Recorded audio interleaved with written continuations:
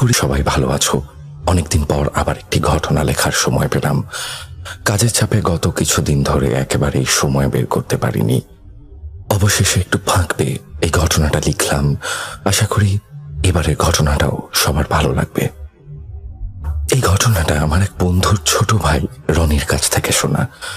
রনি এমনিতে বেশ হাসি খুশি এবং সাহসী ছেলে, কিন্তু কাটোয়ার সেই একটা ট্রিপ ওর সাজানো জীবনটাকে যেন একদম ওলট পালট করে দিয়েছিল।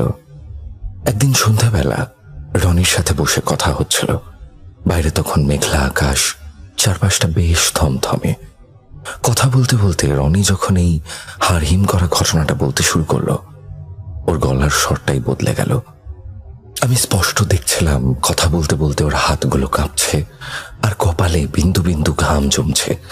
সেই সন্ধ্যাবেলায় ওর কথাগুলো শোনার পর কয়েকদিন ভালো করে ঘুমোতে পারিনি। এক অদ্ভুত ভয় আর অস্বস্তি আমার রাতের পর রাত ঘুম কেড়ে নিয়েছিল। আমি জানি না এই ঘটনাটি ঠিক কতটা সত্যি বা কতটা নিখুঁত ভাবেও মনে রেখেছে, কারণ চরম আতঙ্কের মুহূর্তে মানুষের মস্তিষ্ক অনেক সময় অনেক কিছুই গুলিয়ে ফেলে। কিন্তু রনির গলার সেই অদ্ভুত কাঁপুনি আর ওর চোখের ভিতরে লুকিয়ে থাকা গভীর আতঙ্ক দেখে আমি ঘটনাটিকে আর অস্বীকার করতে পারিনি। সংশ্লিষ্ট সবার ব্যক্তিগত গোপনীয়তা রক্ষার জন্য আমি নামগুলো পরিবর্তন করে দিলাম।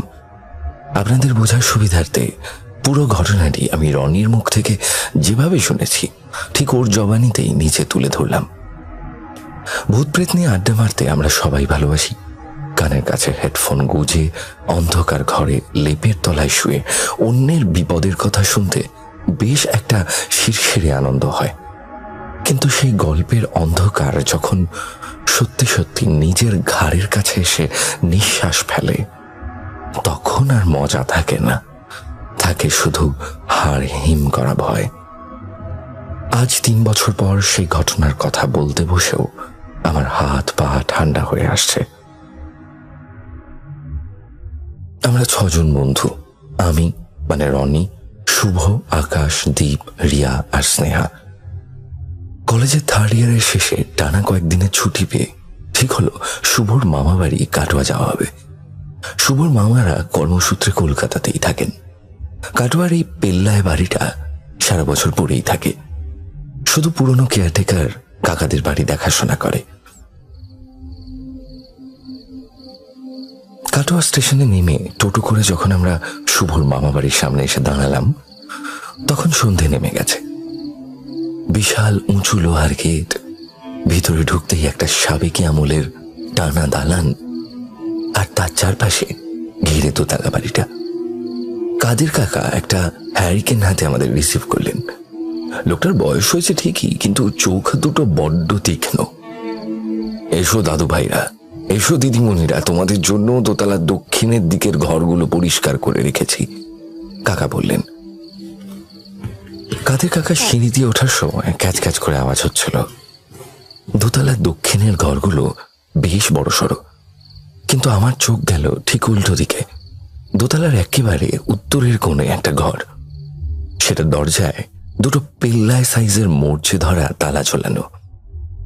আকাশ স্বভাবতই একটু কৌতূহলী। ও নিজের ব্যাগটা নামিয়ে রেখে উত্তরের বারান্দার দিকে পা বাড়াতেই কাদের কাকার বাজখাই গলা শোনা গেল, ওদিকে নয় ছোট বাবু। আমরা সবাই চমকে পিছনে তাকালাম। কাকা খুব ধীর কিন্তু কড়া গলায় বললেন, সারা বাড়ি ঘুরে বেড়ান, ছাদে যান, বাগানে যান, কিন্তু উত্তরের ওই কোণের ঘরটার দিকে ভুলেও পা বাড়াবেন না। ওই তালাটা যেন ওইভাবেই থাকে। দীপ হেসে বলল, কেন কাকা, ওখানে গুপ্তদণ্ড আছে নাকি?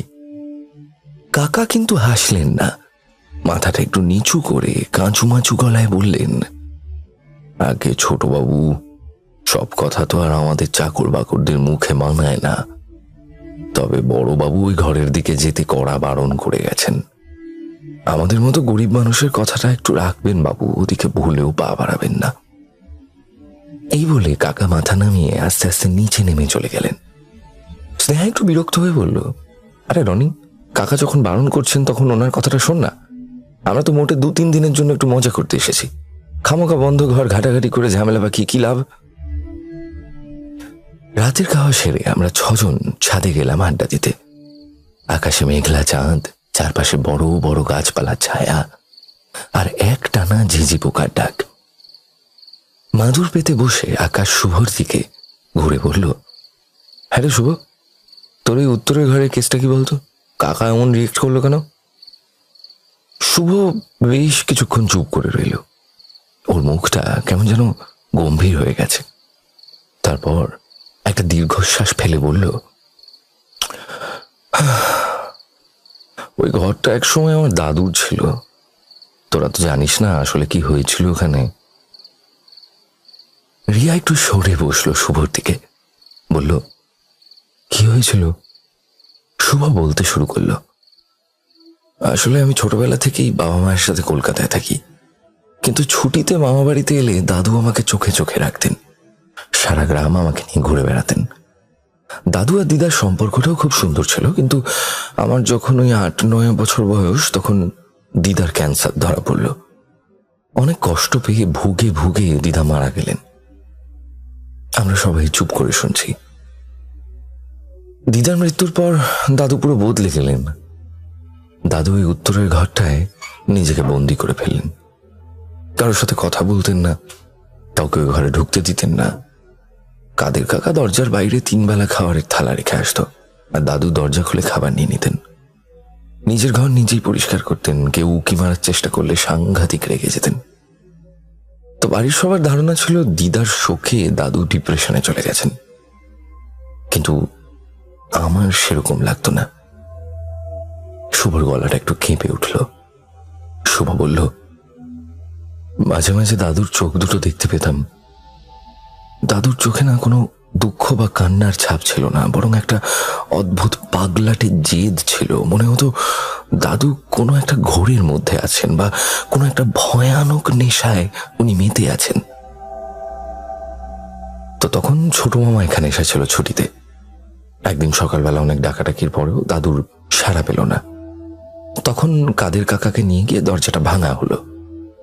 দরজা ভাঙার পর মামা দেখলো দাদু ঘরের মাঝখানে মরে পড়ে আছেন।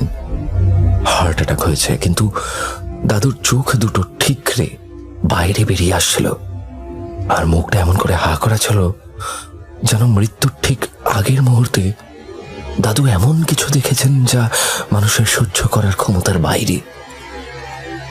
দাদুর শ্রাদ্ধের জন্য বড় মামা, ছোট মামা, আমার মা সবাই তখন ওই বাড়িতে জড়ো হলো।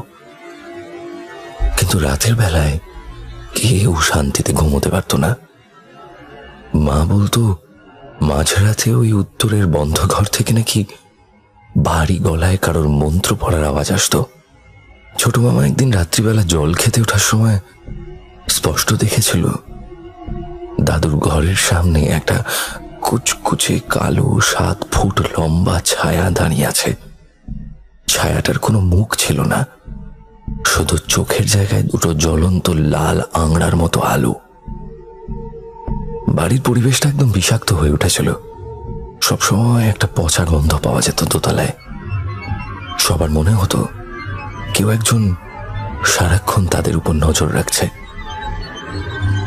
বড় মামা বুঝতে পারে দাদু তন্ত্র সাধনা করতে গিয়ে দিদার আত্মার বদলে এমন কিছু একটা ডেকে এনেছে যেটা এই পৃথিবীর নয়, আর সেটা ওই ঘরেই আটকে আছে। বড় মামা আর এক মুহূর্ত দেরি করেননি। বীরভূম থেকে একজন নামকরা তান্ত্রিককে ডেকে আনেন। তান্ত্রিক ওই ঘরে ঢুকেই নাকি দরদর করে ঘামতে শুরু করেছিল। সে বড় মামাকে স্পষ্ট বলে, যা ঢুকেছে তাকে তাড়ানো আমার সাধ্য নেই, তবে আমি একে এই ঘরেই চিরকালের মতো বন্দি করে দিতে পারি। এরপর তান্ত্রিক সারা রাত ধরে পুজো করে। দরজায় বিশেষ মন্ত্র পড়া পেরেক পুঁতে দুটো পেল্লায় তালা ঝুলিয়ে দেয়। তারপর থেকে ওই ঘরে আর কেউ ঢোকেনি। কাদের কাকা ওই জন্যই আমাদেরকে ওই ঘরের দিকে যেতে এত বারণ করছিল। শুভর কথা শেষ হতেই ছাদের উপর থেকে একটা দমকা কনকনে ঠান্ডা হাওয়া বয়ে এলো। মেঘের আড়ালে চাঁদটা ঢাকা পড়ে ছাদটা বেশ অন্ধকার হয়ে এসেছে। ঠিক সেই মুহূর্তে ছাদের নিচের দোতলার বারান্দা থেকে একটা খুব ক্ষীণ অস্পষ্ট আওয়াজ আমাদের কানে ভেসে এলো। মনে হলো পুরনো কোনো ভারী কাঠের দরজা একটু ফাঁক হলো, বা কোনো পুরনো আরামকে তারা দুলছে। আমরা ছজন ছাদের একবারে ধারে গিয়ে নিচের দোতলার বারান্দার দিকে উঁকি মারলাম। অন্ধকারে কিছু বোঝা যাচ্ছে না। আকাশ ফিসফিস করে বলল, আওয়াজটা কোথা থেকে এলো রে? আমি খুব সাবধানে কাঁপা গলায় বললাম, মনে হলো উত্তরের বারান্দা থেকে। ছাদের উপর ওই আওয়াজটা শোনার পর আমাদের আড্ডাও খানিক ব্যাকআপ হয়ে গেল। সেদিন রাতে আর কেউ উত্তরের বারান্দার দিকে যাওয়ার সাহস দেখায়নি। কিন্তু আসল গন্ডগোলটা বাঁধল ঠিক তার 2 দিন পর। তৃতীয় দিন রাতে প্রায় ওই 2:30 নাগাদ বাইরে তুমুল বৃষ্টির সাথে ঘন ঘন বাজ পড়ছে। সন্ধ্যা থেকেই লোডশেডিং, ইনভার্টারটাও ঘন্টাখানেক আগে জবাব দিয়ে দিয়েছে। মোবাইলের ফ্ল্যাশ লাইটের আলোয় আমরা 6 জন গোল হয়ে বসে আড্ডা মারছিলাম, কিন্তু কারো মনে কোনো শান্তি নেই। ওই বাড়ির দম বন্ধ করা পরিবেশটা যেন আমাদেরও চেপে ধরছিল। হঠাৎ করেই আকাশ উঠে দাঁড়িয়ে বলল, ভালো লাগছে, চল না ভাই উত্তরের ওই ঘরটা আজকে রাতে খুলে দেখি। কাদের কাকা তো নিচে নাক ডাকি ঘুমোচ্ছে। শুভ আঁতকে উঠল, এই তুই কি পাগল হয়েছিস? তোকে বললো না যে দাদু ওখানে কিভাবে মারা গেছিল? প্লিজ ভাই ওই ঘরের দিকে যাস না। কিন্তু আকাশ আর দীপ তখন অ্যাডভেঞ্চারের নেশায় ফুটছে। দীপ বলল, আরে ভাই তোর দাদু মারা গেছেন কত বছর আগে, ওখানে এখন আর ইঁদুর আরশোলা এগুলো ছাড়া কিচ্ছু নেই। কাকা হয়তো ওই ঘরে নিজের জিনিসপত্র লুকিয়ে রাখে, দেখ তাই জন্য আমাদের আদিকালের ভূতের ভয় দেখাচ্ছে। চল তো। রিয়া আর স্নেহা ভয় প্রায় গুটিয়ে গেছিল। স্নেহা কাঁদো কাঁদো গলায় বলল, না তোরা যাচ্ছিস যা, আমরা কিন্তু যাব না। আমি বুঝলাম আকাশ যা ঘাটতারা ছেলে, ও একা হলেও যাবে, আর এই বিশাল পুরনো অন্ধকার বাড়িতে আলাদা আলাদা থাকাটা বোকামি হবে। অগত্যা আমি বললাম, ঠিক আছে চল, কিন্তু দেখ সবাই কিন্তু একসাথে যাব, কেউ একা ঘরে থাকবো না। আমরা সবাই 4টে মোবাইলের ফ্ল্যাশ লাইট জ্বেলে পা টিপে টিপে উত্তরের বারান্দায় এসে দাঁড়ালাম।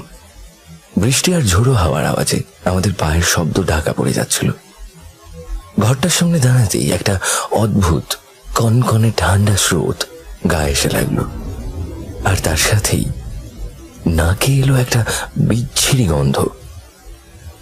বহুদিনের পুরনো স্যাঁতস্যাঁতে ধুলো আর পচা মাংসের গন্ধ মেশালে যেরকম একটা গন্ধ হয়, ঠিক সেরকম। রিয়া নাক চেপে ধরল। দরজায় সে পেল্লাই দুটো মরচে ধরা তালা ঝুলছে। তালা দুটো এতই বড় যে ঘা মেরে ভাঙতে গেলে সারা বাড়ি জেগে যাবে। কিন্তু আকাশের মাথায় অন্য বুদ্ধি ছিল। ও আগে থেকেই খেয়াল করেছিল যে তালাগুলো মারাত্মক জং ধরা, তার স্ক্রুগুলোতেও জং ধরেছে, এবং দরজার ফ্রেমের কাঠটাও বেশ পচে নরম হয়ে গেছে। আকাশের ব্যাগে ওর বাইকের একটা ছোট্ট টুল কিট থাকে সবসময়। ও সেখান থেকে একটা স্ক্রু ড্রাইভার আর প্লাস বের করলো। তারপর তালা ভাঙার বদলে সে পচা কাঠ থেকে স্ক্রুগুলোকে নিঃশব্দে ঘষে ঘষে তুলতে শুরু করলো। মিনিট 10 কসরতের পর পচা কাঠ থেকে স্ক্রুগুলো আলগা হয়ে গেল। একটা টান মারতেই তালা শুদ্ধ লোহার কড়াটা ওর হাতে খুলে এলো। আকাশ ভারী কাঠের দরজাটায় হাত রেখে একটু চাপ দিল। একটা গা শিরশির করা আওয়াজ করে এত বছর পর শুভ দাদু সেই অভিশপ্ত ঘরের দরজাটা খুলল। বাজ পড়ার আওয়াজে সেই শব্দটা নিচে কাকার ঘর অব্দি পৌঁছল না ঠিকই, কিন্তু আমাদের বুকের ধুকপুকানিটা বাড়িয়ে দিল। আমরা একে একে ঘরের ভিতর ঢুকলাম। বিশ্বাস করো, ঘরের মধ্যে পা রাখতেই মনে হলো যেন কোনো কোল্ড স্টোরেজে ঢুকেছি। বাইরের চেয়ে টেম্পারেচার অন্তত 10 ডিগ্রি কম। মোবাইলের আলো এদিক ওদিক ফেলতেই আমাদের চোখ ছানা বড়া হয়ে গেল। পুরো ঘরটা ধুলোয় ভর্তি, কিন্তু ঘরের ঠিক মাঝখানটা একদম পরিষ্কার। সেখানে মেঝেতে সিঁদুর, কালো হয়ে যাওয়া শুকনো কিছু জবা ফুল আর কিছু অদ্ভুত দেখতে হাড়গোড় দিয়ে একটা বিশাল বড় চক্র আঁকা, আর সেই চক্রের ঠিক মাঝখানে রাখা একটা বীভৎস দর্শন কালো পাথরের মূর্তি। মূর্তিটার মুখটা ঠিক মানুষের মতন নয়, কেমন যেন একটা বিকৃত পশুর মতন। রিয়া আমার হাতটা খামচে ধরে ফিসফিস করে বলল, রনি, আমার না একদম ভালো লাগছে না, প্লিজ চল ফিরে যাই। আমি আকাশকে বললাম, দেখা হলো তো, এবার চল, শুভর মামা জানতে পারলে কিন্তু পুলিশে দেবে। ঠিক সেই মুহূর্তেই ঘরের একদম কোণের দিক থেকে একটা আওয়াজ এলো। আমরা চমকে আলো ঘোরাতেই দেখলাম একটা পুরনো কাঠের ইজি চেয়ার নিজে থেকেই দুলছে, যেন কেউ এই মাত্র ওটার উপর থেকে উঠে দাঁড়ালো। এই দৃশ্য দেখে হঠাৎ করে স্নেহা ডুকরে কেঁদে উঠল। ও কাঁপতে কাঁপতে আঙুল দিয়ে ঘরের ডান দিকের দেওয়ালের দিকে দেখাচ্ছিল। দেওয়াল জুড়ে একটা প্রমাণ সাইজের পুরনো আয়না লাগানো। আমরা 6 জন আয়নার সামনে দাঁড়িয়ে মোবাইলের টিমটিমে আলোয় দেখলাম আমাদের আয়নার ভিতরে 6 জনের প্রতিবিম্বের ঠিক পিছন দিকে আরেকজন দাঁড়িয়ে আছে। প্রায় 7 ফুট লম্বা একটা কুচকুচে কালো ছায়া। তার কোনো অবয়ব নেই, শুধু চোখের জায়গায় দুটো গনগনে লাল আংড়া জ্বলছে, আর সেই লাল চোখ দুটো আয়নার ভিতর দিয়ে সোজা শুভর দিকে তাকিয়ে আছে। আর সে পচা মাংসের গন্ধটা এক লহমায় 10 গুণ বেড়ে গেল। আমাদের কানের কাছে একদম স্পষ্ট একটা ফাটা বাঁশের মতো গলায় কেউ ফিস ফিস করে বলল, এসেছিস দাদু ভাই, অনেক দিন পর এলিছে। আর 1 সেকেন্ডও দাঁড়াইনি আমরা। কে কাকে ফেলে পালাবো তার কোনো ঠিক নেই। রিয়া আর স্নেহা তো প্রায় ছিটকে বেরিয়ে এলো। দরজাটা খোলা রেখেই আমরা বহু দূর দিলাম দক্ষিণের বারান্দার দিকে। নিজেদের ঘরে ঢুকে হুড়মুড় করে দরজা বন্ধ করে ছিটকিনি তুলে দিলাম। সারা রাত আমরা 6 জন ঘাড়ের উপর জড়সড় হয়ে বসেছিলাম। কারোর মুখে কোনো কথা নেই, শুধু বাইরে বৃষ্টির আওয়াজ। আর তার মধ্যেই খুব স্পষ্ট শুনতে পাচ্ছিলাম বারান্দা দিয়ে কেউ একজন খুব ভারী পায়ে হেঁটে বেড়াচ্ছে। পায়ের আওয়াজটা আমাদের দরজার সামনে এসে দাঁড়ালো। আমরা নিঃশ্বাস বন্ধ করে বসে আছি। দরজার নিচ থেকে দেখলাম বাইরে একটা কালো ছায়া এসে দাঁড়িয়েছে। মনে হচ্ছে যেন কেউ দরজার ওপাশ থেকে খুব কষ্ট করে ঘর ঘর করে লম্বা লম্বা নিঃশ্বাস নিচ্ছে। এই ঘটনাটার পর আমরা সকলেই খুব ভয় পেয়ে যাই, এবং ভয় পেয়ে গিয়ে পরদিন সকালেই আমরা ব্যাগ গুছিয়ে প্রথম ট্রেনটা ধরেই কলকাতায় ফিরে আসি। কাদের কাকাকে একটা মিথ্যে অজুহাত দিয়েছিলাম যে আমার বাবার খুব শরীর খারাপ, এমার্জেন্সি হয়ে গেছে। তো আমরা ভেবেছিলাম যে কলকাতা ফিরে এলে হয়তো এই দুঃস্বপ্ন থেকে চিরকালের মতন মুক্তি পাবো, কিন্তু আমরা তখনও জানতাম না যে আসল খেলাটা সবে শুরু হয়েছে। কাটোয়ার ওই পুরনো ঘরটা থেকে দাদুর ডেকে আনা ওই জিনিসটা আমাদের ছায়ার সাথে সাথে কলকাতাতেও চলে এসেছে। কাটোয়া থেকে ফেরার পথে ট্রেনের জার্নিতে আমরা কেউই কারোর সাথে কথা বলিনি। সারা রাত এক ফোঁটা ঘুম না হওয়ায় সবারই চোখের নিচে গভীর কালি পড়েছে। শিয়ালদা স্টেশনে নেমে যখন চেনা শহরের কোলাহল, ট্রাফিকের আওয়াজ আর লোকজনের ভিড় দেখলাম, তখন যেন বুকে একটু বল পেলাম। মনে হলো, যাক বাবা, এই অভিশপ্ত পুরনো বাড়ি আর দাদুর সেই ঘরটার থেকে তো অন্তত দূরে চলে এসেছি। দিনের আলোয় সে রাতের ভয়ঙ্কর অভিজ্ঞতা যেন একটু একটু করে ফিকে হতে শুরু করলো। বাড়ি ফিরে প্রথমে স্নান করলাম, তারপর একটা লম্বা ঘুম দিলাম। ঘুমের দরকার ছিল।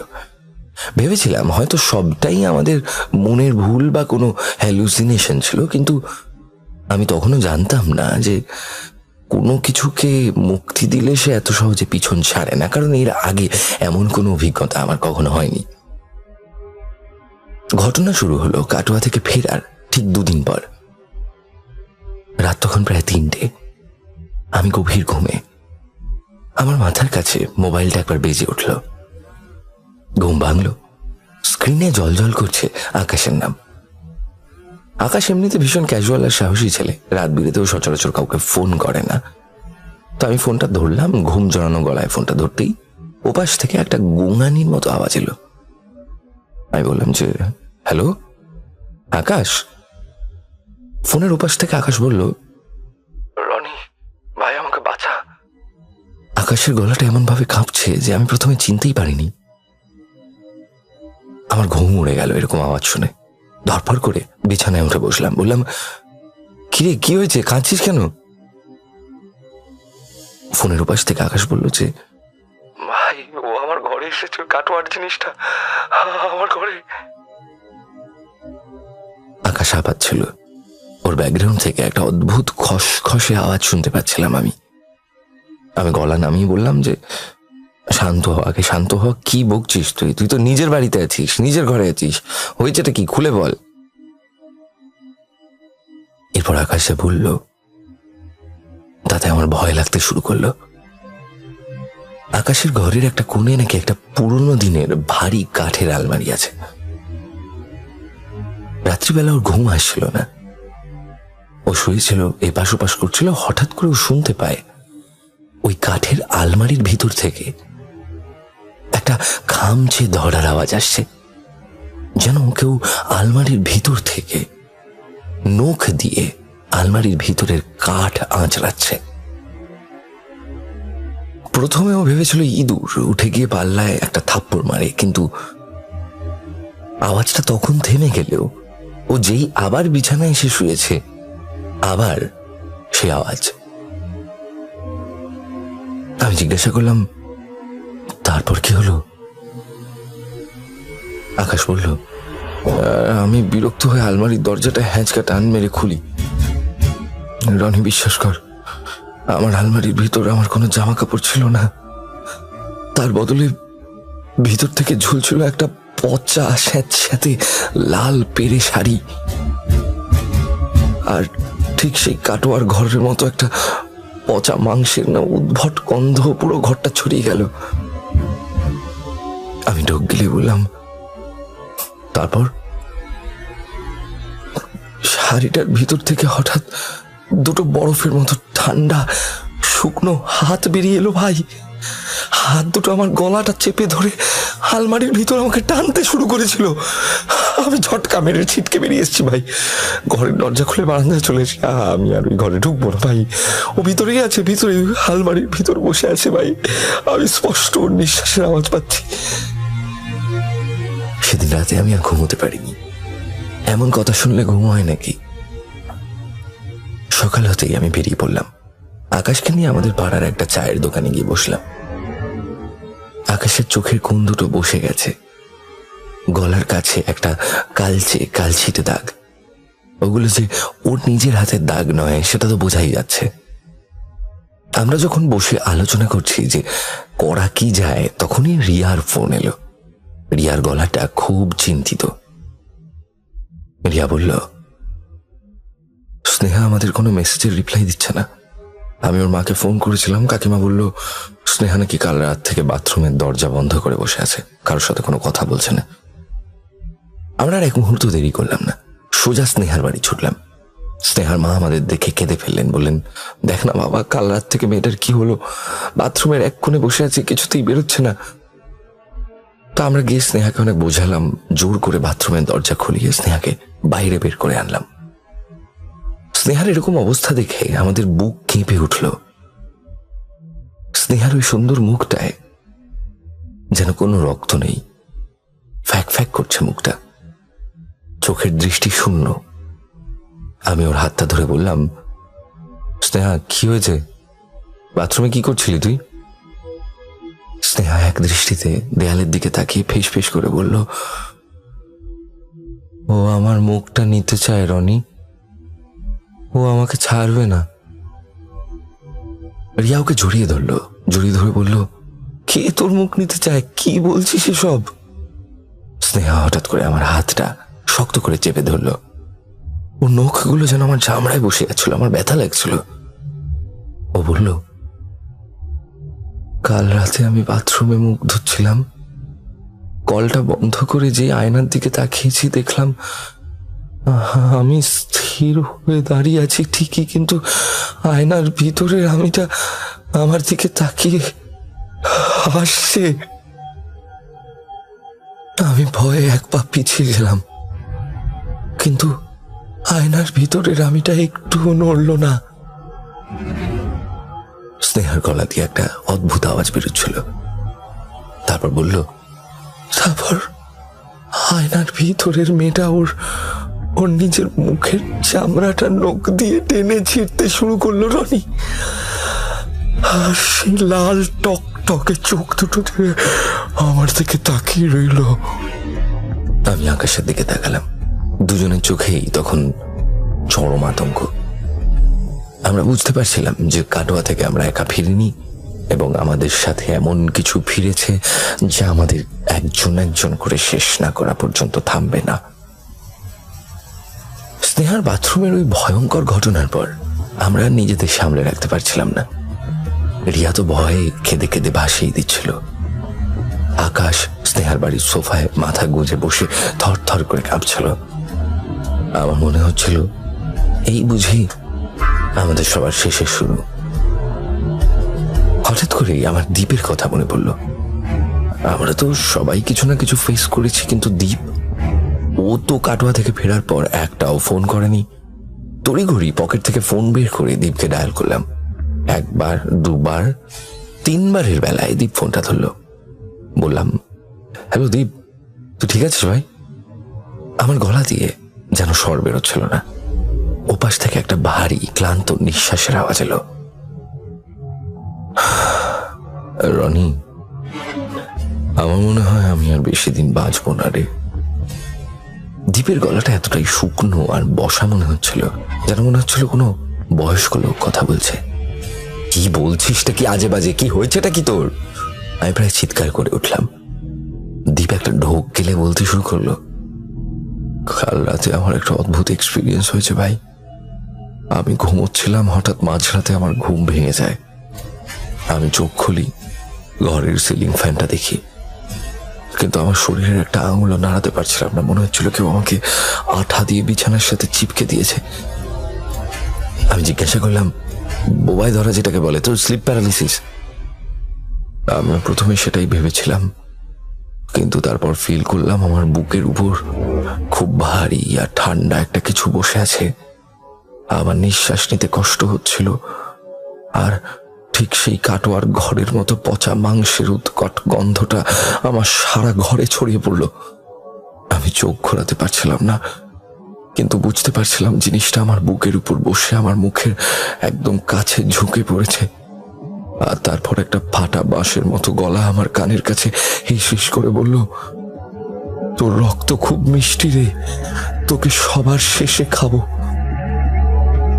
আমি আর চোখে শুধু দেখতে পেয়েছিলাম অন্ধকারের মধ্যে দুটো গনগনে লাল চোখ আমার দিকে তাকিয়ে আছে। দ্বীপের কথা শুনে আমার সারা গায়ে কাঁটা দিয়ে উঠল। আমি ওকে বললাম, ঠিকই রেডি হ, আমরা সবাই মিলে শুভর বাড়ি যাচ্ছি। ওকে বলতেই হবে যে এর থেকে বাঁচার উপায় কি।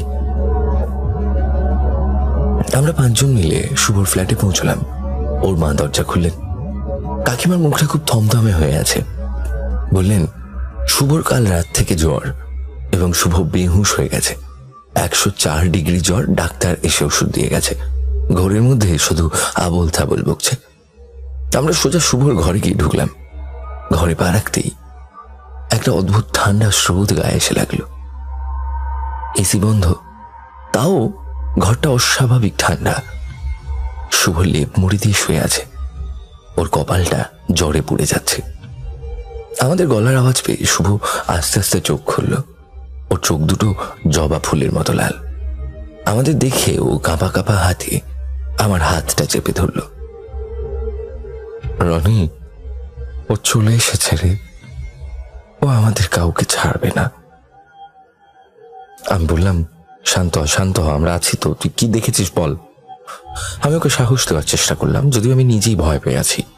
শুভ চোখ বুঝে একটা দীর্ঘশ্বাস ফেলে বলল, আমি কাল রাতে একটা দুঃস্বপ্ন দেখেছি ভাই।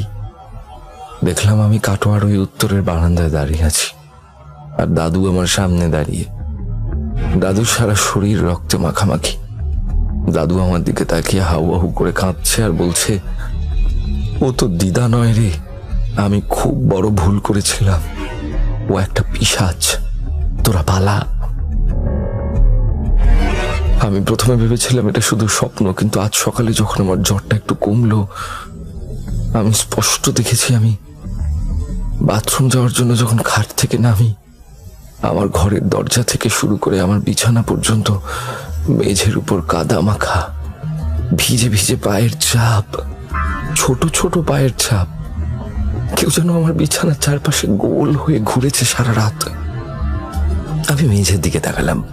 কাকিমা হয়তো সকালে ঘর মুছে দিয়েছেন, তাই এখন কোনো ছাপ নেই, কিন্তু শুভর ওই লাল টকটকে চোখ আর কনকনে ঠান্ডা ঘরটা বুঝিয়ে দিচ্ছিল যে বিপদ আমাদের একেবারেই ঘাড়ের উপর নিঃশ্বাস ফেলছে।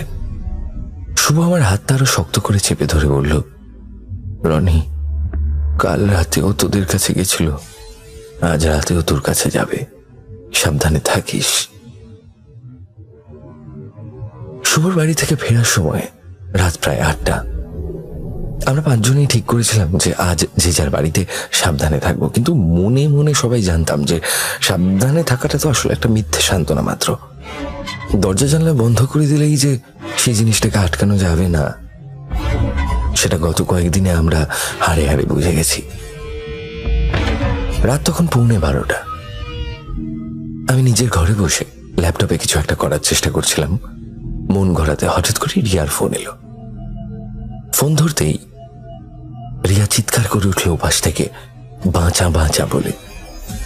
আমি চমকে উঠে বললাম যে, ওই যেটা কি বলবি? রিয়া ফুপিয়ে কাঁদতে কাঁদতে বলল, রিয়া ল্যাপটপে কাজ করছিল। রিয়া ল্যাপটপ স্ক্রিনে একটা অবয়ব দেখা যাচ্ছে, যে অবয়বটা আসলে রিয়ার পিছনে দাঁড়িয়ে আছে। স্ক্রিনে সেটা রিফ্লেকশন আসছে, কিন্তু পিছন ঘুরতেই রিয়া তাকে দেখতে পাচ্ছে না। আমি চিৎকার করে বললাম, ল্যাপটপটা বন্ধ করে দিয়ে ঘর থেকে বেরিয়ে যা। কিন্তু রিয়া জানালো ওর মা বাবার ঘরের দরজা বাইরে থেকে কেউ লক করে দিয়েছে, আর একা রিয়া ওর নিজের ঘরে আটকে গেছে। এরপর হঠাৎ করে একটা বিকট যান্ত্রিক আওয়াজ হলো ফোনের উপাস থেকে, যেন কেউ রিয়াকে সজোরে ধাক্কা মেরে ফেলে দিল। তারপর ফোনটা কেটে গেল। আমি পাগলের মতন আবার কল করলাম, কিন্তু ফোনটা সুইচ অফ। রিয়ার ফোনটা কাটার পর আমার সারা শরীর থরথর করে কাঁপছে। ঠিক সেই মুহূর্তেই আমার ঘরের লাইটটা কয়েকবার দপদপ করে নিভে গেল। লোডশেডিং নয়, ভোল্টেজ কমে গেছে। হঠাৎ করেই আমার ঘরে একটা পচা মাংসের গন্ধ ভেসে এলো, আর তার সাথে ঘরের তাপমাত্রাটা অস্বাভাবিকভাবে কমে এলো। আমি খাটের উপর কুঁকড়ে বসে আছি। হঠাৎ শুনলাম আমার ঘরের মেঝাতে কেউ হাঁটছে। মনে হলো কেউ একজন কাঁদার উপর দিয়ে খালি পায়ে হাঁটলে যেমন আওয়াজ হয় তেমন কিছু হচ্ছে। আমি টর্চ জ্বেলে মেঝের দিকে দিলাম। আমার রক্ত হিম হয়ে গেল। মেঝের উপর রক্ত মাখা কাদা পায়ের ছাপ। ছাপগুলো আমার ঘরের দরজা থেকে আমার খাটের দিকে গিয়ে এসছে, কিন্তু ঘরের মধ্যে আমি ছাড়া আর কেউ নেই। আমি চিৎকার করতে চাইলাম, বুঝলাম যে আমার সাথেও এবার একই ঘটনা ঘটছে, কিন্তু গলা দিয়ে কোনো আওয়াজ বেরোলো না। পায়ের ছাপগুলো ঠিক আমার বিছানার পাশে এসে থামলো। তারপর আমি অনুভব করলাম আমার খাটের তোষকটা একদিকে একটু ডেপে গেল, যেন কেউ একজন ঠিক আমার পাশেই আমার বিছানায় এসে বসেছে। আমার কানের একদম কাছে একটা নিঃশ্বাস পড়ল, আর একটা গলার স্বর আমায় ফিস ফিস করে বলল, অনেক পালিয়েছিস, এবার ফেরার পালা। অনেক পালিয়েছিস, এবার ফেরার পালা। দাদু ভাইরা, তোদের দাদু যে তোদের ডাকছে। হঠাৎ আমার মনে হলো আমার গলাটা কেউ যেন সজোরে চেপে ধরেছে। আমার দম বন্ধ হয়ে আসছিল। ঠিক তখনই আমার হাতের ধাক্কায় টেবিলের উপর থাকা ছোট্ট গণেশের মূর্তিখানা নিচে পড়ে গেল। একটা জোরালো শব্দ হতেই সে অদৃশ্য চাপটা আলগা হয়ে গেল। আমি কোনো মতে ঘর থেকে বেরিয়ে বাইরের বারান্দায় এসে দাঁড়ালাম। সারা শরীর ঘামছে, কিছুক্ষণ পর দীপের ফোন এলো, জানালো আকাশ আর স্নেহার অবস্থা খুব খারাপ। আমরা বুঝতে পারলাম আমাদের হাতে আর সময় নেই।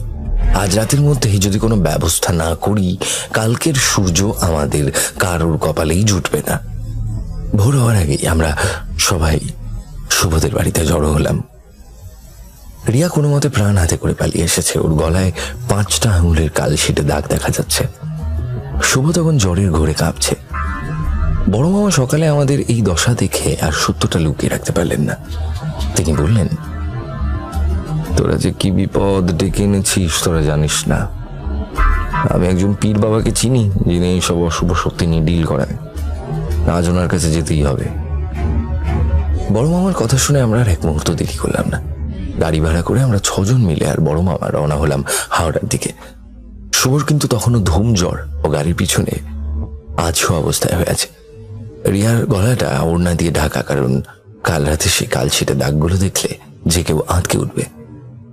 হাওড়া স্টেশনের কাছে একটা পুরনো ঘিঞ্জি গলি পেরিয়ে আমরা একটা জরাজীর্ণ দরগার পাশে এসে একটা এক চিলতে ঘরে পৌঁছলাম। ঘরটা অন্ধকার। ঘরের ভিতরে কোনায় একটা ছোট্ট প্রদীপ জ্বলছে। ঘরের ভিতর তীব্র সুগন্ধি ধুনোর গন্ধ। ভিতরে একজন বয়স্ক মানুষ বসে আছেন, সাদা দাড়ি, পরনে লুঙ্গি এবং সাদা পাঞ্জাবি, এবং উনি সেই পীর বাবা। আমরা ঘরে পা রাখতেই পীর বাবা মাথা তুলে তাকালেন। ওনার চোখের দৃষ্টি এতটাই গভীর যে মনে হচ্ছিল উনি আমাদের শরীরের ভিতর থাকা ভয়টাকে স্পষ্ট দেখতে পাচ্ছেন। আমাদের কারোর মুখে একটা কথা বলার আগেই উনি খুব শান্ত গলায় বললেন, উত্তরের সেই বন্ধ দরজাটা খুলেছিস কেন তাহলে, যে ঘরের দরজা অনেক আগে বন্ধ হয়েছিল? শয়তানটাকে টেনে আনার কোনো মানে ছিল? আমরা সবাই পাথরের মতো দাঁড়িয়ে রইলাম। বড় মামা নিচু গলায় বললেন যে, এখন কি করণীয়? এরপর পীর বাবা তাড়াতাড়ি একটা মাটির পাত্রে কিছু জল পড়ার ধুনো নিয়ে আমাদের চারিদিকে ছিটিয়ে দিলেন। ঘরটা একটা অদ্ভুত গর্জনে কেঁপে উঠল, যেন কোনো অদৃশ্য জন্তু যন্ত্রণায় কাতরাচ্ছে এমন একটা আওয়াজ। পীর বাবা আমাদের কাছে ডেকে বললেন, শোনো বাচ্চারা, তোমরা যাকে দাদু ভাবছো ওটা দাদু নয়, ওটা এক আদিম পিশাচ, যাকে তোমাদের দাদু ভুল তন্ত্র ক্রিয়া করে ডেকে ফেলেছিলেন। ও তোমাদের রক্ত চিনে নিয়েছে। আজ রাত বার হলে তোমরা আর কেউ বাঁচতে না। এরপর পীর বাবা 6টা রূপোর তাবিজ বের করলেন। অনেকক্ষণ ধরে কিছু মন্ত্র পড়ে তিনি নিজের হাতে আমাদের প্রত্যেকের গলায় সে তাবিজগুলো পরিয়ে দিলেন। মনে রাখবে, এই বলে পীর বাবা খুব কড়া চোখে আমাদের দিকে তাকালেন এবং বললেন যে, এই তাবিজ হলো তোমাদের বর্ম। ওই শয়তান তোমাদের আশেপাশে ঘুরবে ঠিকই, তোমাদের পরিচিত মানুষের গলা নকল করে ডাকবে ঠিকই, ভয় দেখাবে, কিন্তু এই তাবিজ যতদিন তোমাদের শরীরে ছোঁয়া থাকবে সে তোমাদের কিচ্ছু করতে পারবে না। তবে একটা কথা মাথায় রেখো, যেদিন ওই পিশাচ এই মায়া কাটিয়ে চিরতরে বিদায় নেবে, সেদিন এই তাবিজ নিজে থেকেই তোমাদের শরীর থেকে খসে পড়বে। তার আগে যদি কোনোদিন ভুল করেও এটা শরীর থেকে আলাদা হয়, তবে জানবে সেদিনই তোমাদের মৃত্যু। এরপর আমরা পীর বাবাকে প্রণাম করে বেরিয়ে আসি। উনি শুভর দিকে তাকিয়ে ভারী গলায় বলেন, বেটা, তোর দাদুর রুহু এখনো ওই ঘরের অন্ধকারে ছটফট করছে। সময় করে একবার ওখানে কোনো পাক সাফ দোয়া দুরুদ বা শুদ্ধি পুজোর ব্যবস্থা করিস, না হলে ওই বুড়ো মানুষটা কোনোদিনও মুক্তি পাবে না, চিরকাল ওই পিশাচের গোলাম হয়ে আটকে থাকবে। আজ এই ঘটনার পর 3 বছর হয়ে গেছে। আমরা 6 জন আজও বেঁচে আছি, কিন্তু আমাদের জীবনটা আর আগের মতন নেই। এই 3 বছরে আমাদের প্রত্যেকের জীবন দিয়ে এক এক করে বয়ে গেছে বিভীষিকার ঝড়। প্রথম 1.5 বছর আমাদের জন্য ছিল নরকবাসের মতন।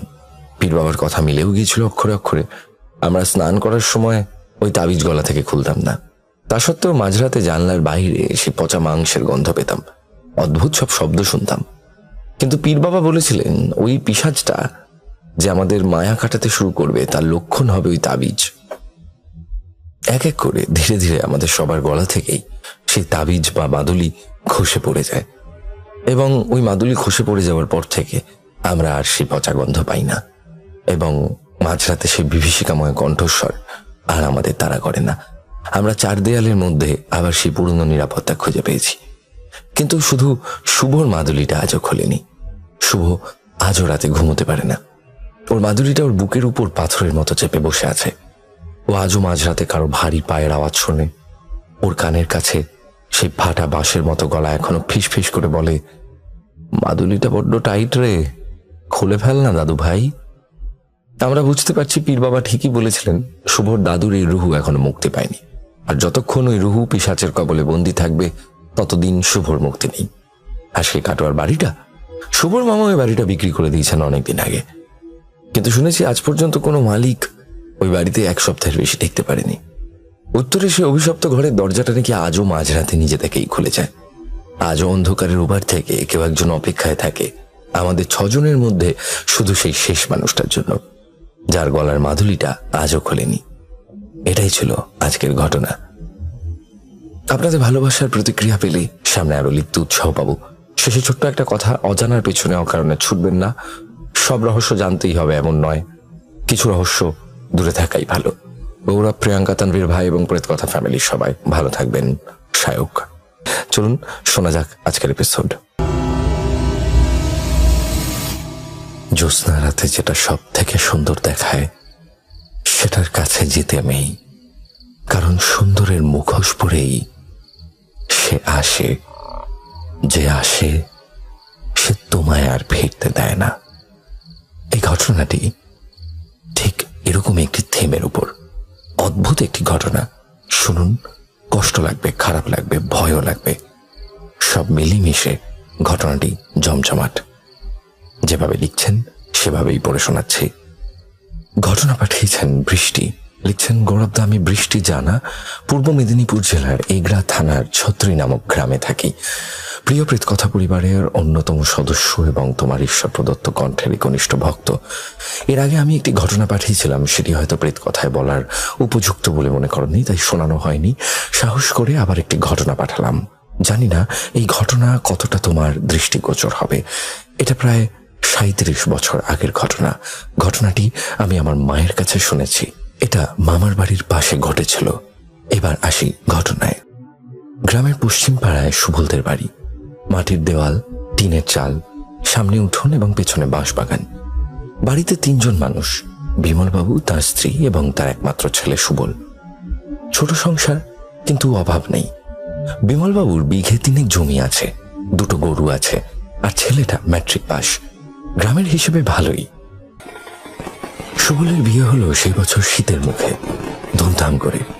উঠোনে শামিয়ানা টাঙানো, কাঁসার থালায় খাওয়া, ব্যান্ড বাজছে, পাড়ার বাচ্চারা আতশবাজি ফাটাচ্ছে। গ্রামের লোকে বলল, বিমলবাবুর বাড়িতে এমন বিয়ে এই তল্লাটে অনেকদিন দেখা যায়নি। যার সঙ্গে বিয়ে হলো মেয়েটির নাম রেনু। রেনুকে প্রথম দেখলে মনে হতো এই মেয়ে হাসতে হাসতে জন্মেছে। তার মুখে একটা আলো ছিল, সত্যিকারের আলো, যেটা কিছু মানুষের থাকে। ঘোমটার ফাঁক দিয়ে যখন প্রথমবার সুবলের দিকে চোখ তুলে তাকালো, সুবলের কান পর্যন্ত লাল হয়ে গেল। পাড়ার মেয়েরা কনুই দিয়ে খোঁচাখুচি করলো। দিদা মানে সুবলের মা দাঁড়িয়ে দাঁড়িয়ে দেখছিলেন এবং আঁচল দিয়ে চোখ মুছছিলেন। বুকের ভিতরটা ভরে উঠেছে। রেনু ঘরে এলো আর বাড়িটা বদলে গেল। সকালে উঠোনে ঝাড় দেওয়ার শব্দ, রান্নাঘর থেকে মশলা ভাজার শব্দ, আর সন্ধ্যাবেলা উঠোনে বসে শাশুড়ির সঙ্গে পান সাজাতে সাজাতে গল্প। সব মিলিয়ে সুবলদের বাড়িতে এতদিন যেটা ছিল না সেটা এলো, একটা মেয়ের উপস্থিতি।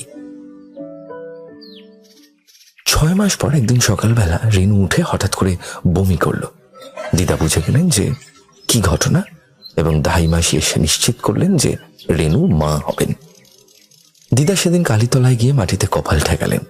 কাঁদতে কাঁদতে বললেন, মা, নাতি দে, সুস্থ নাতি দে। বিমলবাবু চুপচাপ মানুষ, মুখে কিছু বলেননি, কিন্তু সেদিন সন্ধেবেলা উঠোনে বসে উনি তামাক টানতে টানতে তার ঠোঁটের কোণে একটা হাসি দিলেন, যেটা কেউ কোনোদিনও দেখেননি।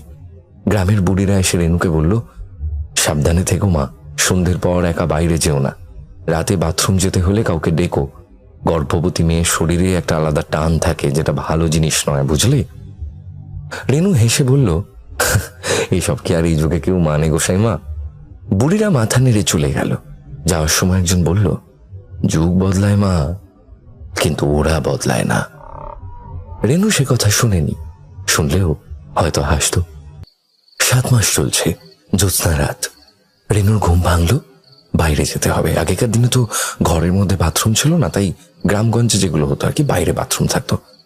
তো রেনু উঠে সুবলের দিকে তাকালো এবং দেখলো যে সুবল ঘুমোচ্ছে। রেনু ভাবলো যে থাক 2 মিনিটের কাজ। তো সে দরজার কাছে গিয়ে জানলাটা দিয়ে বাইরে একবার দেখলো। বাইরেটা দেখেই রেনু থমকে গেল। রেনু দেখলো বাড়ির বাইরে উঠোনে একটা গরু দাঁড়িয়ে আছে। সাদা গরু, সম্পূর্ণ সাদা, এতটা সাদা যে জ্যোৎস্নায় মনে হচ্ছে গরুটা জ্বলছে। গরুটা মাথা নিচু করে ঘাস খাচ্ছে ধীরে ধীরে, যেন কোনো তাড়া নেই। তো রেনু ভাবলো যে এত রাত্রিবেলা গরু, তাও আবার আমাদের বাড়ির বাইরে, নিশ্চয়ই কারোর গোয়াল থেকে ছুটে এসেছে। এবং রেনু ভাবলো যে না, বাইরে যাই এবং বাইরে গিয়ে গরুটাকে বেঁধে রাখি, পরের দিন সকালবেলা যার গরু হবে সে এসে নিয়ে যাবে। গ্রামে এরকমটা হয়। তো রেনু দরজা খোলে এবং দরজা খুলে উঠোনে নামে। রেনু যখন দরজা খুলে উঠোনে নামে, নেমে দেখছে বাইরে যে গরুটা ছিল ওই গরুটা নেই। গরুটা কোথাও নেই। আর চাঁদের আলোয় ওদের পুরো গোটা উঠোনটা ঝলমল করছে। এবার এত বড় একটা সাদা গরু, ওর তো লুকোনোর জায়গা নেই। সে কোথায় যাবে এত তাড়াতাড়ি? রেনু তো জাস্ট জানলা থেকে দেখে বাইরে বেরোলো। বাতাসের মধ্যে একটা গন্ধ আছে, ভেজা ঘর আর গোয়াল ঘরের, যেটা স্বপ্নে আসে না। মানে রেনু এটা স্বপ্নে দেখেনি, রিয়েলি দেখেছে। এরপর আবার রেনুর সঙ্গে এরকম একটা ঘটনা ঘটে। এর 2 দিন পর রেনু আবার যখন রাত্রিবেলা টয়লেট করতে ওঠে, দেখে যে ওই একই গরু ওদের উঠোনে ঘাস খাচ্ছে। এই ঘটনাটা দেখার পর রেনু যখন আবার বাইরে যায়, বাইরে গিয়ে দেখছে গরুটা নেই।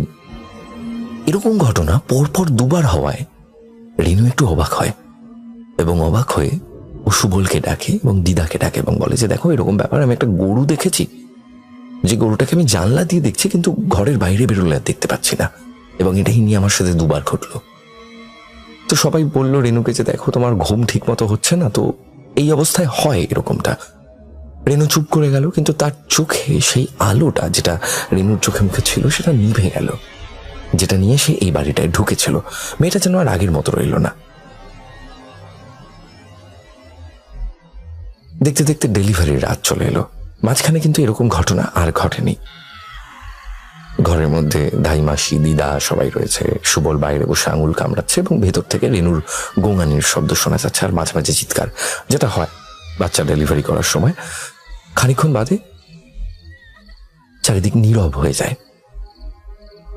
দাই মাসি বেরোলেন, তার হাত কাঁপছে। তার মুখ দেখে বোঝা যাচ্ছে যে কোনো একটা খারাপ খবর নিয়ে তিনি এসেছেন। তিনি বললেন যে মা এবং সন্তান দুজনেই মারা গেছে। বাড়ির সবাই চিৎকার করে কান্নায় ভেঙে পড়ল, যেন বাড়িটার ভেতর থেকে কেউ প্রাণ কেড়ে নিয়েছে।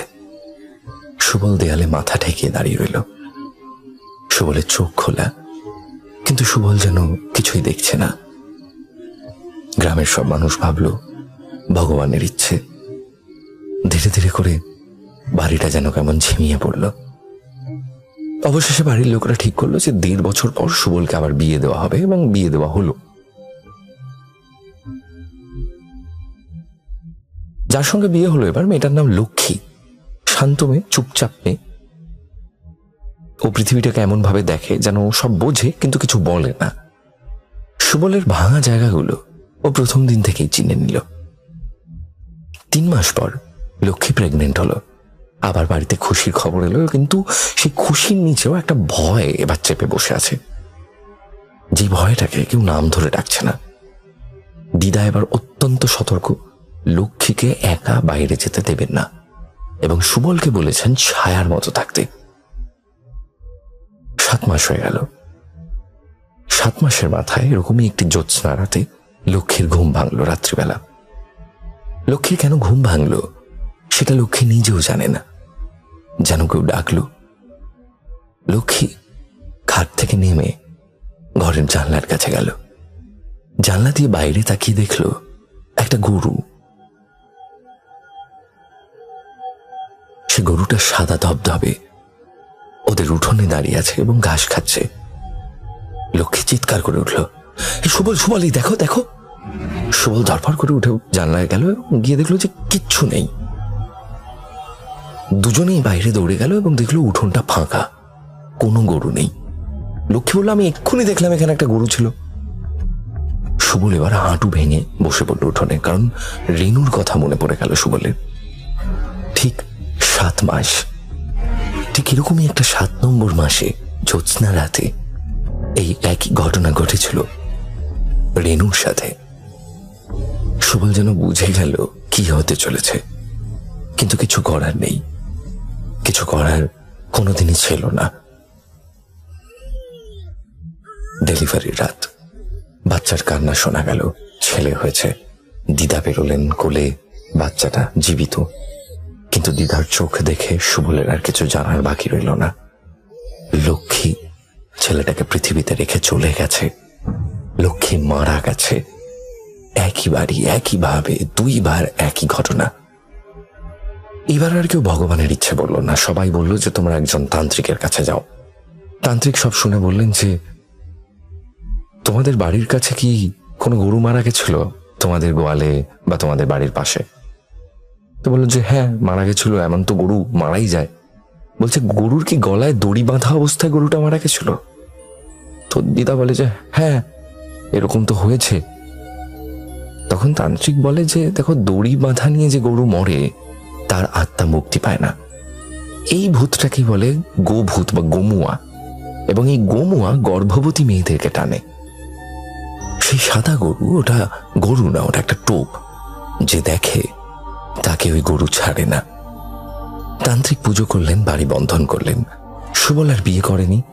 ছেলেটাকে দিদার মাসিরা মানুষ করেছে। সুবল বেঁচে ছিল, কিন্তু বেঁচে থাকা আর বাঁচা এক জিনিস তো নয়। সেই ছেলে আজ বড় হয়েছে, বিয়ে করেছে, সুখে আছে। কিন্তু ছত্রী গ্রামে আজও একটা নিয়ম, জ্যোৎস্না রাতে উঠোনে সাদা কিছু দেখলে দরজা বন্ধ করো, তাকিও না, কারণ সে হয়তো তোমার জন্যই এসেছে, আর তুমি বাইরে পা রাখলে ফেরা নেই। শুক্রবার এবং রবিবারের রাত মানেই ভয় পাওয়ার রাত উইথ গৌরব।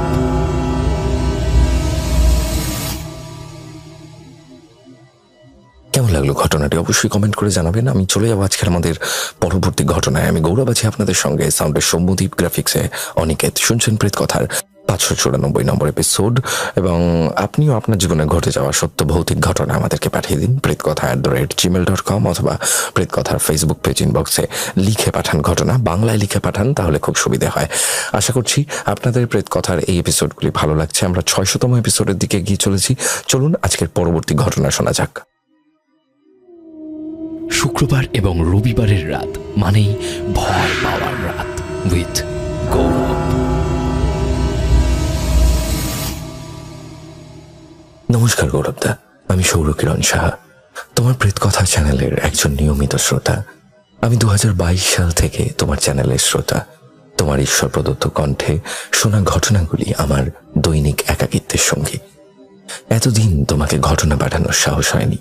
আজ সাহস করে আমার মায়ের মুখে শোনা তার জীবনের কিছু আশ্চর্য ঘটনা তোমার সাথে শেয়ার করব।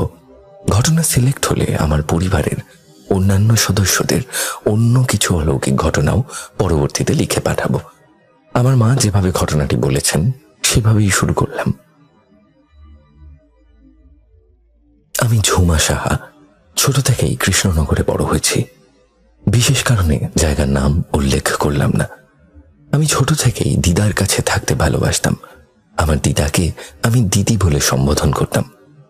বাড়ির বড় মেয়ে হওয়ায় মা ছোট বোনকে নিয়ে ঘুমোতো এবং আমি বাবা মায়ের কাছে ঘুমোতাম না, দিদার কাছেই ঘুমোতাম।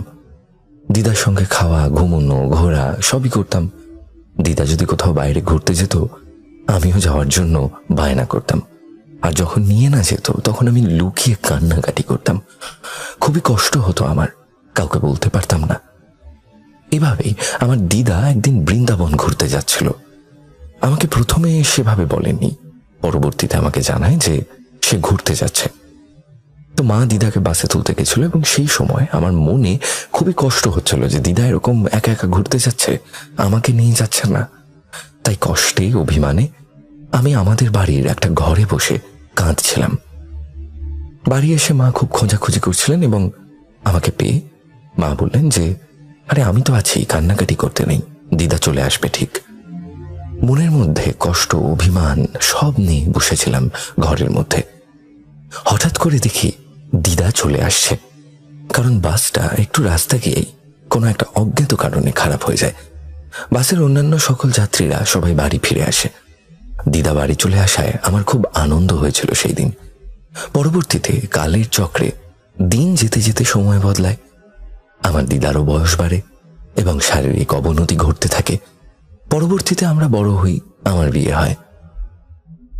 একদিন রাত্রিবেলায় খাওয়া দাওয়া শেষ করে আমি, আমার ছেলে এবং ছেলের বাবা আমরা তিনজন ঘুমিয়ে পড়ি। তখন এক প্রকার তন্দ্রাচ্ছন্ন ভাব। ঘুমের মধ্যে আমি একটা স্বপ্ন দেখি।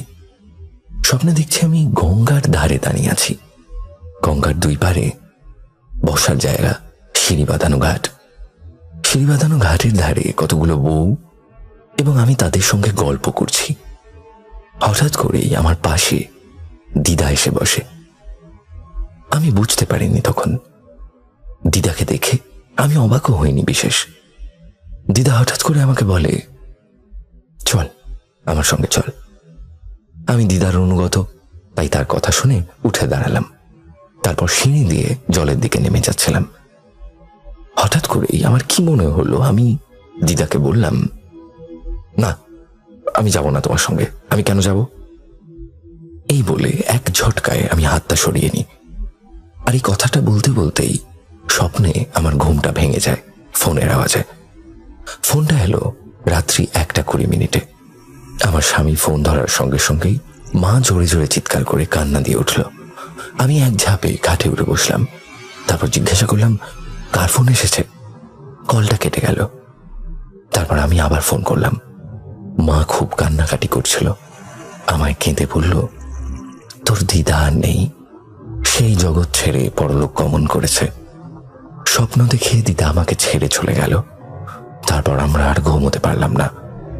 আমার যেখানে শ্বশুর বাড়ি, সেখান থেকে দিদার কাছে যেতে 2 ঘন্টা 30 মিনিট সময় লাগে। শীতের সকাল, ভোর হতে হতে দিদার কাছে পৌঁছে গেলাম। দিদাকে সবাই মিলে আমরা শ্মশানে নিয়ে গেলাম। আজও দিদাকে ভুলতে পারি না আমি। ভালোবাসার স্নেহে মানুষের মধ্যে এক আত্মার টান আসে। হয়তো সেই টানের জন্যই দিদা স্বপ্নে আমায় বলেছিল, চল আমার সঙ্গে। এই ছিল আজকের ঘটনা।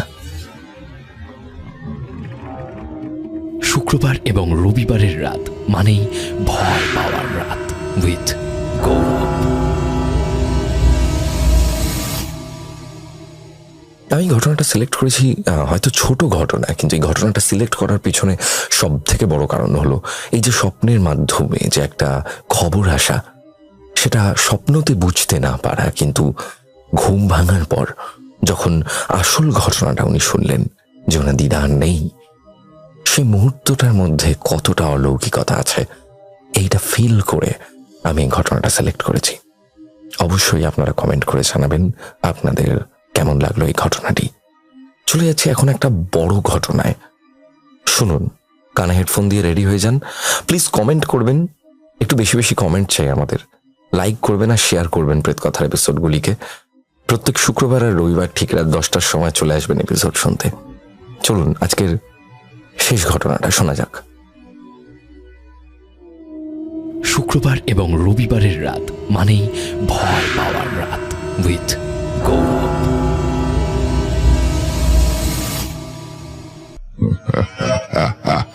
ভূত কথা, let there be fear with Fly। প্রিয় দর্শক, ঘটনাগুলো যদি আপনাদের ভালো লেগে থাকে তাহলে অবশ্যই লাইক, কমেন্ট, শেয়ার করবেন এবং চ্যানেলটিকে সাবস্ক্রাইব করে আমাদের সাথেই থাকবেন।